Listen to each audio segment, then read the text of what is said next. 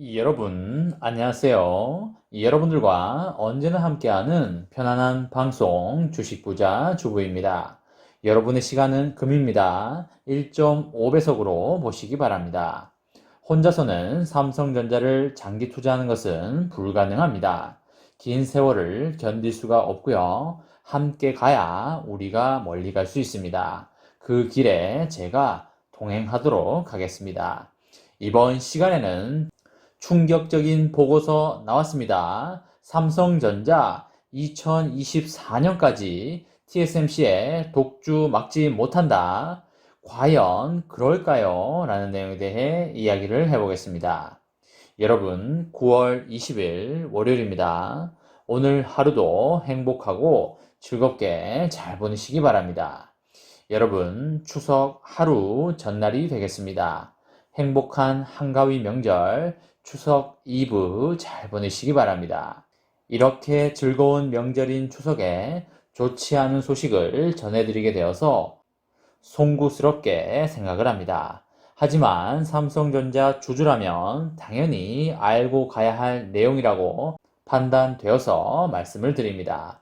그렇다고 해서 그렇게 실망스럽거나 나쁜 내용은 아니기 때문에 삼성전자를 투자함에 있어서 많은 도움이 되시리라 생각을 합니다.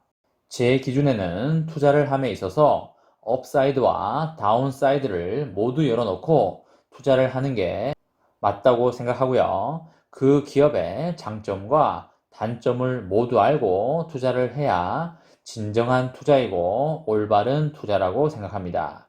그리고 단점을 정확히 알고 있어야 잃지 않는 투자를 할 수 있기 때문에 여러분들이 부동산을 투자하시든 주식을 투자하시든 무엇을 투자하시든 간에 그 자산에 대한 장점도 당연히 알아야 하고요. 장점보다도 단점을 더 잘 안다면 잃지 않는 투자를 할 수 있고 분명히 벌 수 있는 투자를 할 수 있습니다. 삼성전자를 정확히 그리고 제대로 알아가자는 의미에서 이번 영상을 보시면 더욱더 알찬 시간이 될 것입니다. 파운드리에 대해서 들어보지 못한 사람은 없을 것이고요. TSMC에 대해서도 귀가 닳도록 들어봤습니다. 몇 년 전에는 TSMC가 뭔지도 모르는 분들이 많았습니다. TSMC가 뭐야?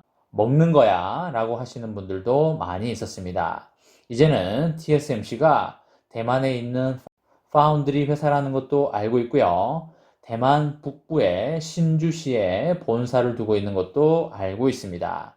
삼전을 투자하지 않았으면 TSMC라는 회사가 있는지도 몰랐을 텐데 삼전을 투자하면서 이것저것 많이 알아가고 있습니다. 이렇게 비메모리 파운드리 시장이 세상에 관심을 얻게 된 이유는 앞으로 이 시장이 굉장히 커지기 때문입니다. 우리가 상상하기 힘들 만큼 이 시장은 커지게 됩니다. 시대적인 상황이 이 시장을 계속적으로 커가게 만들고 있는 것인데요. 인공지능과 로봇, 자율주행, 전기차 등의 파운드리 시장이 더욱더 파운드리 시장을 크게 만들고 있습니다. 글로벌 파운드리 시장이 3년 뒤에는 1000억 달러에 육박할 것으로 예상이 됩니다. TSMC는 현재도 시장 지배력이 상당히 강한데 앞으로는 더욱더 강해질 전망입니다. 삼성전자는 2인자 전략으로 시장 확대의 수혜를 받으면서 낙수 효과를 지속적으로 볼 것입니다. 나이스 신용평가는 지난 14일과 15일에 보고서를 발표하고 온라인 세미나를 열었습니다. 대형 신규 발주 물량이 대부분 TSMC에 몰리고 있고요. 물량 해소를 위해서 추가 투자를 하면서 끊임없이 최첨단 기술을 적용하고 있다고 합니다. 올해 1분기 매출액 기준으로 글로벌 파운드리 시장 점유율은 TSMC가 55%, 삼성전자가 17%를 차지하면서 두 기업이 전체 시장의 70% 이상을 점유하고 있습니다. 나이스 신용평가는 2024년까지 TSMC와 삼성전자의 시장 점유율의 격차는 더욱더 벌어질 것으로 전망하고 있습니다. 이 부분에 대해서는 실제로 가봐야 되겠지만 개인적으로는 쉽게 동의할 수 없는 부분이 삼성전자에게는 아직 3나노 GAA가 남아있고요. 뚜껑을 까봐야 알 수가 있기 때문에 시장 점유율의 격차가 더욱더 벌어질 것이라는 의견에는 선뜻 동의하기가 어렵습니다. 삼성전자에 대해서 애플과 같은 무선통신 업체들과 경쟁 관계에 있는 사업 구조 때문에 파운드리 사업은 성장에 어려움을 겪고 있다고 했고요. 애플이 파운드리 업체에 설계도를 주고 반도체 생산 주문을 넣는 방식이다 보니까 애플이 경쟁 업체인 삼성전자에게 파운드리 주문을 넣기는 사실상 거의 불가능에 가깝습니다. 고양이한테 생선을 맡기는 격이기 때문에 정말 현실적으로 쉬운 일이 아닙니다. TSMC의 신조 중에 고객과 경쟁하지 않는다라는 원칙 때문에 TSMC는 애플의 물량을 모조리 가져가고 있어서 이 부분이 너무나 뼈아픈 대목입니다. 브로드컴이나 엔비디아 같은 팹리스 업체들이 단일한 기업에 생산을 모두 맡기면 리스크가 상당히 커지게 됩니다. 하나의 업체로부터만 공급을 받게 되면 그 업체가 무너지게 되면 사업에 상당한 차질이 생기기 때문에 안전빵 차원에서 둘 이상의 공급망을 두는 게 원칙입니다.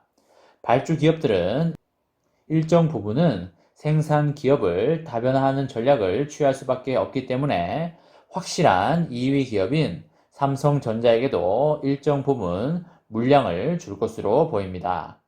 업계 전체적으로는 당분간 반도체 수요의 성장이 생산 능력 증가 속도를 넘을 것으로 예상되기 때문에 수익성이 상승할 것으로 보고 있습니다. 국내 기업 가운데 매그나칩 반도체와 DB 하이텍은 자동차와 가전 제품의 급속한 디지털화에 수혜를 입을 전망입니다. DB 하이텍은 제가 예전부터 언급해온 업체이기 때문에 여러분들 중에 일부는 수익이 꽤 나셨을 겁니다. DB 하이텍은 130나노급의 아날로그 반도체 제품을 양산하고 현재 90나노 기술과 공정을 개발 중에 있습니다. 대만의 UMC와 중국의 SMIC 그리고 미국 글로벌 파운드리 등의 3위에서 5위권 업체들 역시 무선통신 기기의 증가와 디지털화의 수혜로 중단기 호황을 누릴 것으로 보입니다. 반도체 기업들이 생산을 외주로 돌리는 팹 라이트화를 선호하는 분위기도 호재라고 보시면 되시겠습니다. 장기적으로는 파운드리 시장이 과거 메모리 시장처럼 치열한 사업 환경을 맞이할 가능성이 높아 보입니다. TSMC는 향후 3년간 115조 원을 투자하고요. 삼성전자는 비메모리 부분에 오는 2030년까지 171조 원을 투자한다는 계획을 발표하였습니다. 미국 인텔이 파운드리 사업 진출을 선언한 데 이어서 중국의 SMIC도 정부의 지원을 받고 꾸준히 투자를 늘릴 계획입니다. 이 밖에도 비메모리 반도체 파운드리 업계 진입 가능성이 있는 기업으로 SK하이닉스와 마이크론이 되겠습니다. 다만 시장 진입은 낸드 시장이 안정화된 이후에나 가능할 것으로 보입니다.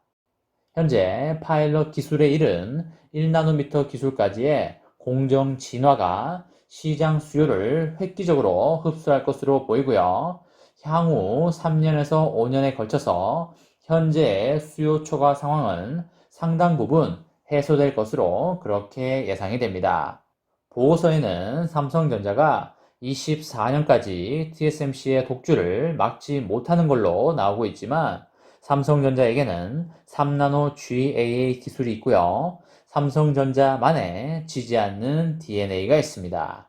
내년 말에 3나노 GAA가 나오기 때문에 그때부터 진검승부가 시작될 것으로 보입니다. 삼성전자는 반드시 이길 것이고요. 세계 1위를 할 것이라고 믿습니다. 이번 시간에는 충격의 보고서 나왔습니다. 삼성전자 2024년까지 TSMC의 독주 막지 못한다. 과연 그럴까요? 라는 내용에 대해 이야기를 해 보았습니다. 저와 함께 삼성전자 장기 투자로 행복한 미래를 만들어 가실 분은 구독과 좋아요를 눌러주시면 감사하겠습니다. 저와 함께 하시면 100% 희망찬 노후가 기다리고 있다는 말씀을 드리고요. 불안한 노후 저와 함께 걱정 없이 날려보내시기 바랍니다. 이번 영상은 여기까지 하겠습니다. 시청해 주셔서 감사합니다.